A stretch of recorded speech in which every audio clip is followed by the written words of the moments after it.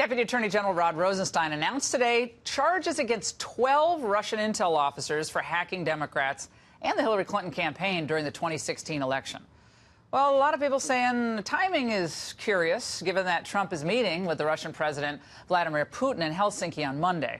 Rosenstein also made this important clarification. There's no allegation in this indictment that any American citizen committed a crime. There's no allegation that the conspiracy changed the vote count or affected any election result. Not quite at collusion yet, are we? Well, let's bring in some experts to see what they think. Kim Strassel is a columnist with the Wall Street Journal. Saul Weisenberg, the attorney and former independent counsel deputy in the Clinton Whitewater probe. And Scott Bolden is a Democratic strategist and an attorney. All right, let's start with you, Scott. Your reaction to today's handing down of these indictments against Russian operatives, intel officers with GRU. I think the stream keeps rolling forward. 12 indictments to go with the other 20, and then you got 5 convictions. The whole issue here is that America and DOJ, but in particular the White House, have got to take this meddling seriously, and I think these indictments further that process along. What I worry about most, whether I'm a Democrat or Republican, is if this president doesn't accept it or doesn't take it seriously, what are our administrative agencies and our government doing to prevent this from bothering or affecting the midterms or even 2020. Yeah, hacking, that's a real risk. Right, hacking is a real problem. I mean, we had one of their top intel officials today saying that our infrastructure is highly vulnerable to hacks, which could shut down our entire power grid in this country. Really serious stuff. But bean our water too, by the way. Our border. Bean counting indictments, however, does not, Saul Weisenberg, get us to this grand theory of collusion upon which this investigation was initially started and kicked off. But you've read more indictments than I would ever have read in my life. What did you glean from what dropped today? And do you think the timing is in any way, at the very least, curious, Saul?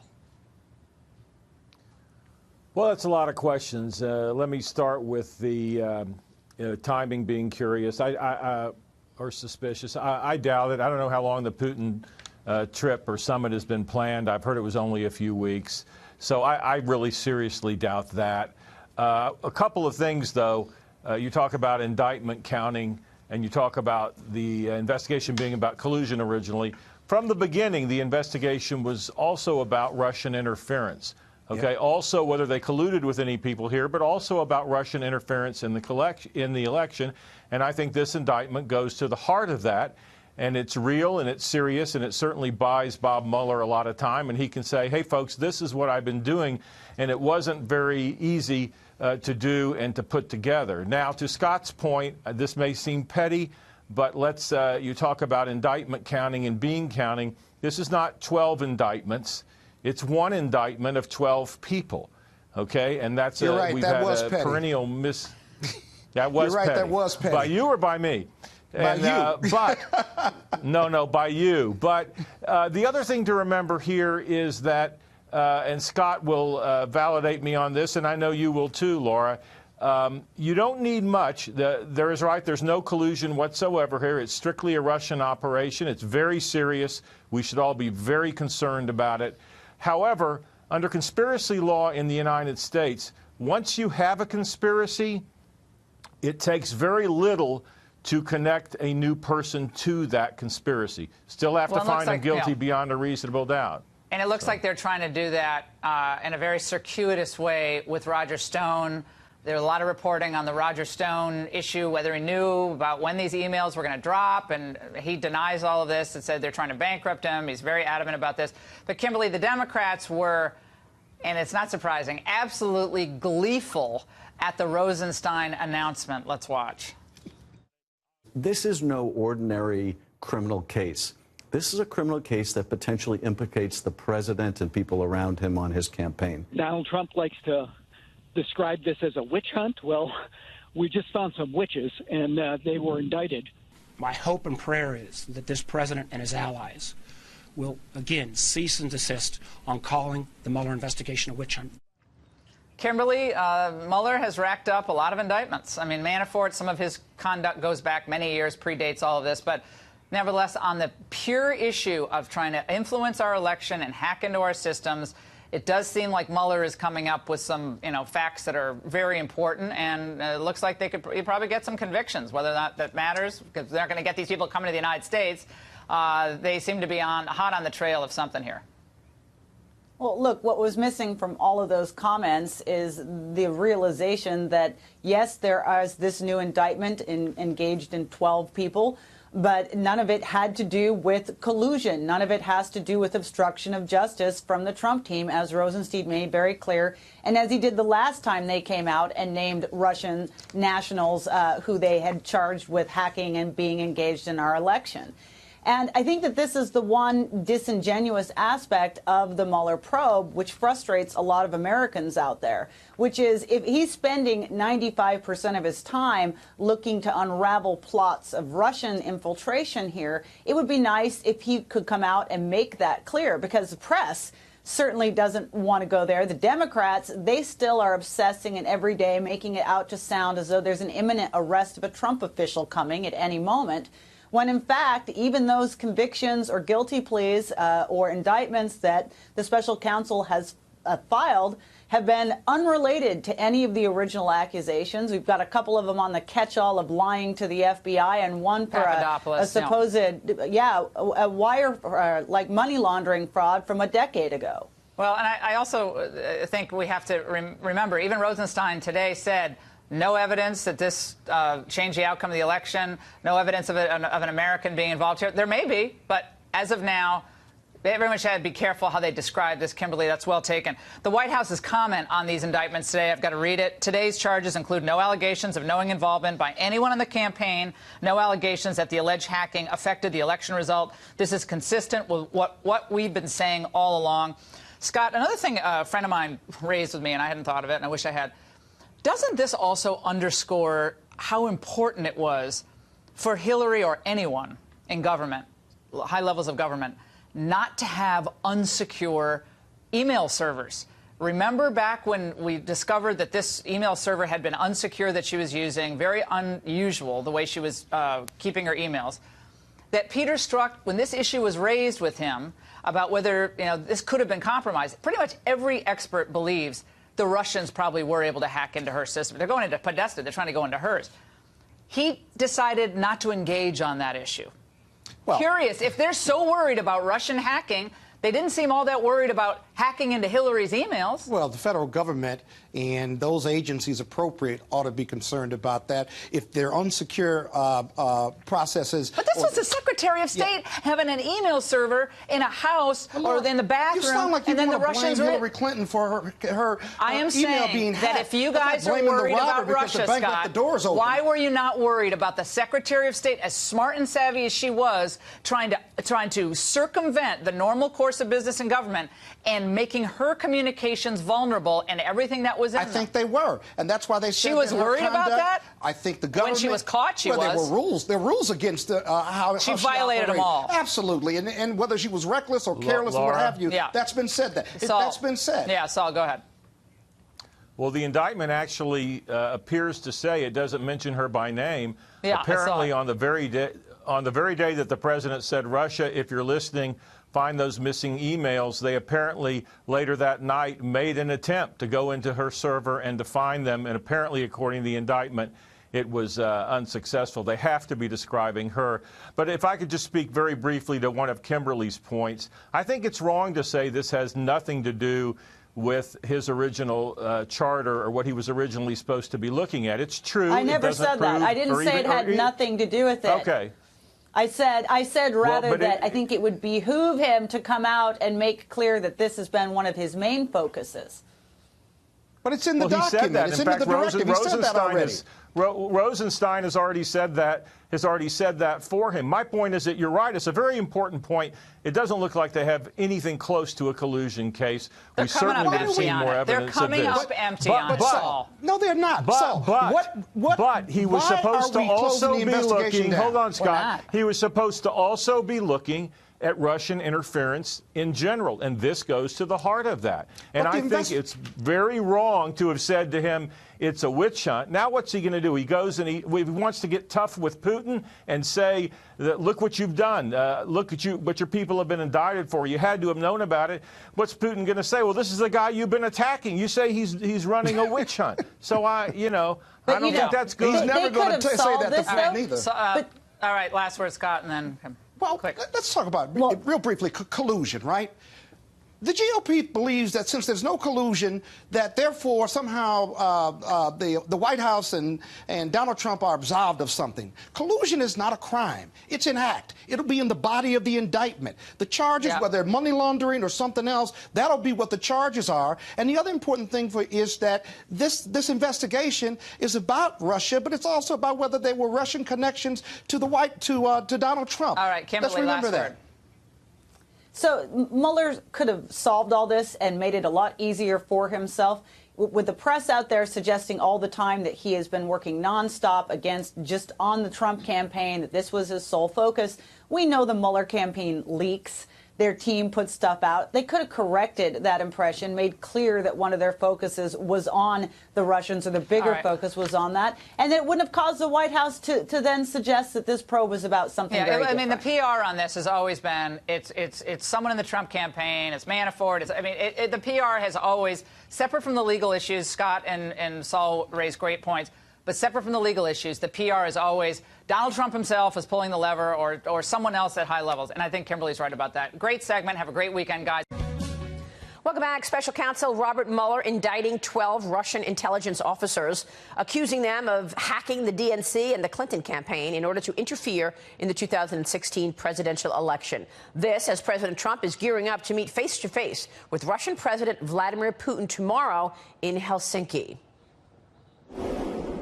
Joining me right now to talk about all of the above, House Intelligence Committee Chairman Devin Nunes. Mr. Chairman, it's always a pleasure to see you. It's great to be here live. I'm not coming from California. I know. I'm happy. So different. It's great that you're on set, so thank you very much.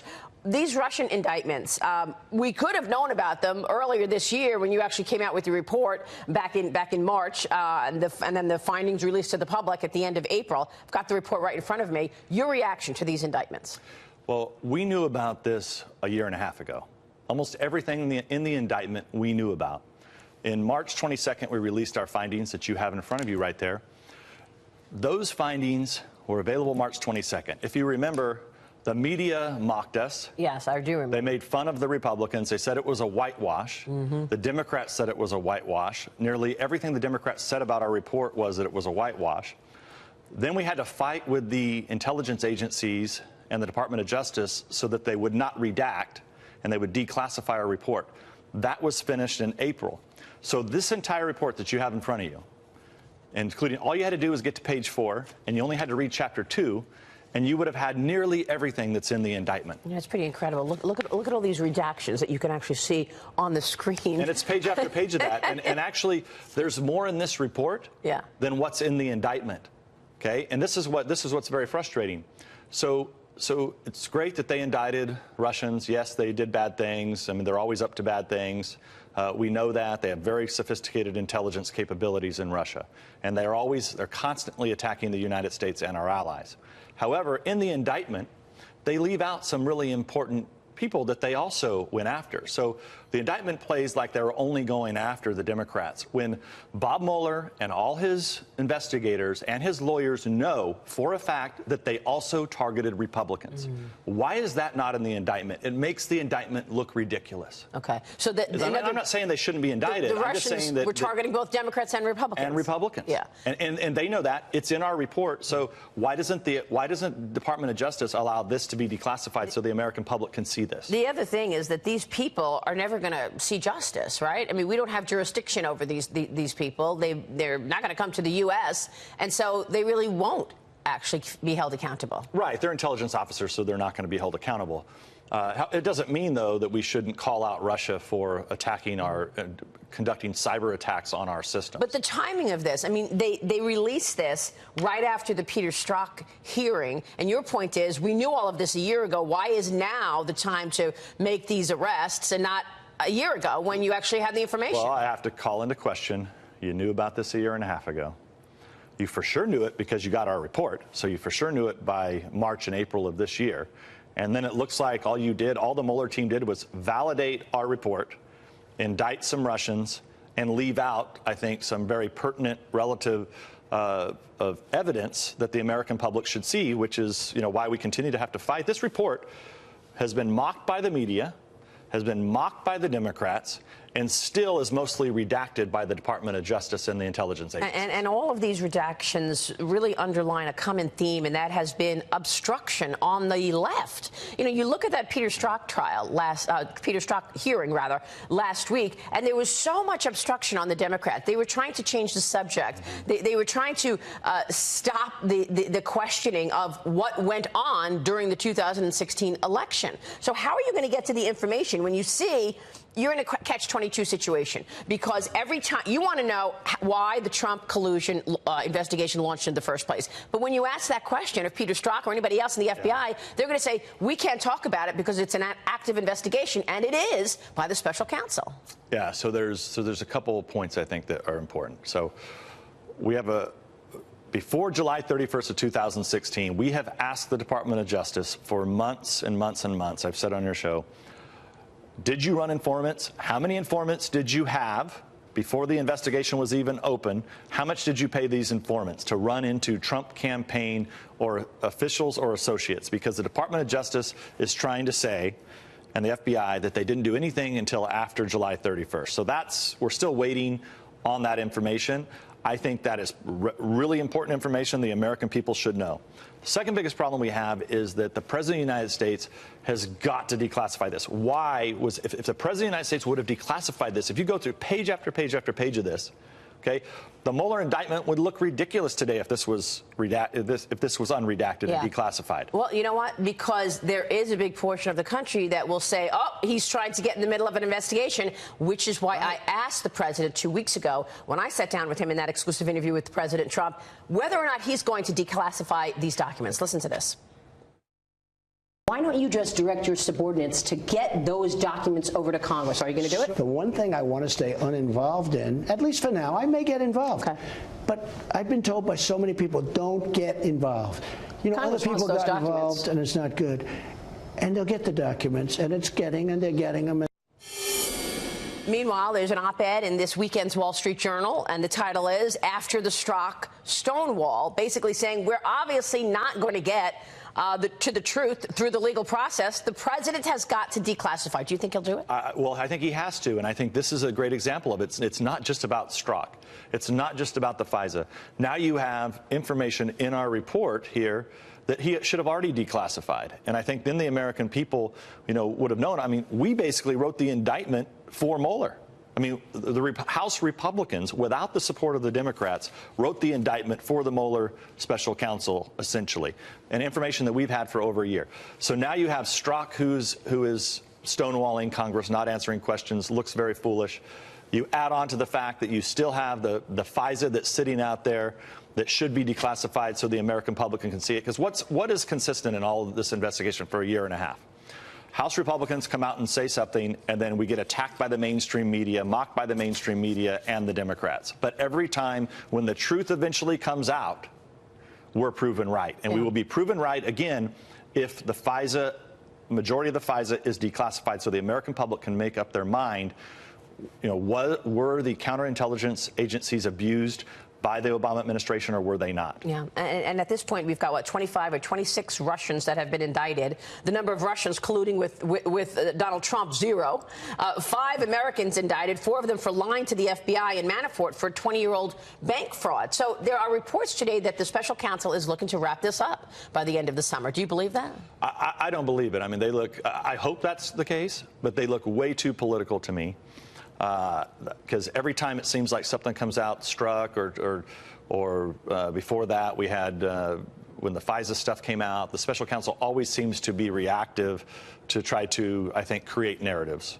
And maybe that's not the case, but it sure looks like the case. So where does your investigation stand now into the State Department and into really how this launch took place of the Trump-Russia? We are waiting on the Department of Justice to give us that information before July 31st, which for week after week after week. They continue not to do it. They did provide a lot of documents that are aiding us in our investigation. And then we have kicked over 42 names. Strzok and Page are two of those 42 But also names. Glenn Simpson is on that list. Yeah, so we kicked it to the task force from the Oversight Committee, in which Mr. Ratcliffe is on this task force. We need these people interviewed on camera as soon as possible. Real quick, before you go, let me ask you in terms of what happens now and, whether or not you think we're going to see accountability here.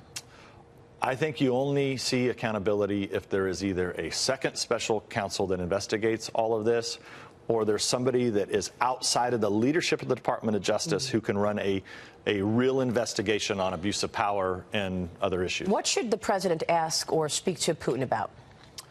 Well, the president has to be well, number one, I would say don't hand a reset button over like the Hillary Clinton did. Yeah, right? That's number one. Number two, what he's doing with Europe and NATO is what's needed to be done for a long time, which is, one, pay your fair share, and two, we cannot allow Eastern Europe to rely on Russian gas. The Germans are building pipelines, getting Russian gas, feeding the Russian beast, right? While the Germans are only paying 1.3%. So I laugh about all these people who are saying that Trump shouldn't meet with Putin. Trump has done more on the highest issues at the most important level, pointing them out to the Europeans and the American people, that you've got to stop buying gas from Russians and you have to beef up defense in Poland, Romania, and the Baltics. That's what needs to happen, and only by force, brute force, will Putin understand anything. And we should give the president the room to do that. And you would imagine that these indictments are brought up as well. Yeah, I would guess. But it's just ridiculous. Mr. Chairman, it's really good to see you this morning. Nice to see you in person. Thank you so much for joining us.